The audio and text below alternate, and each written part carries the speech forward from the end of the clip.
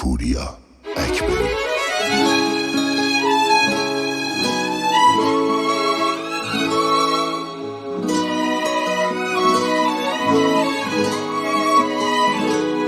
بغضی که توی گلوت نشسته واسه اینه که من دلم شکسته. فصل روزای خوبمون هدر شد، خودت ببین یه عاشق در به در شد.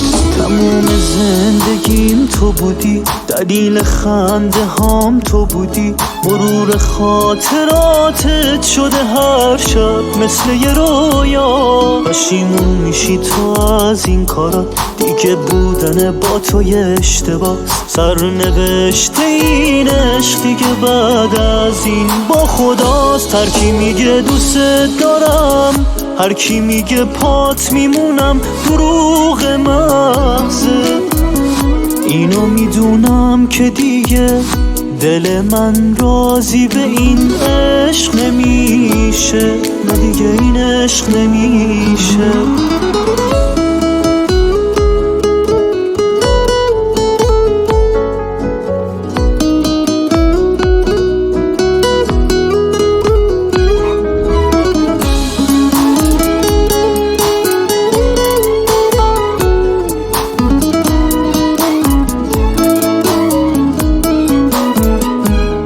احساس پاکم و برات گذاشتم، فقط برای تو غرور نداشتم. چقدر عاشق بودم وای وای، اسیر دل بودم وای وای.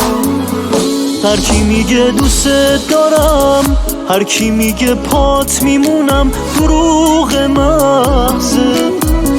اینو میدونم که دیگه دل من راضی به این عشق نمیشه، نه دیگه این عشق نمیشه.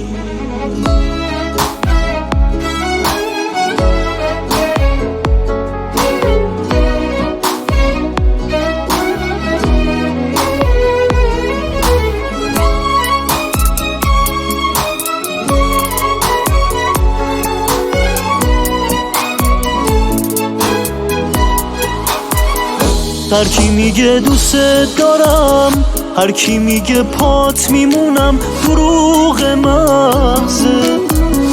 اینو میدونم که دیگه دل من راضی به این عشق نمیشه، نه دیگه این عشق نمیشه.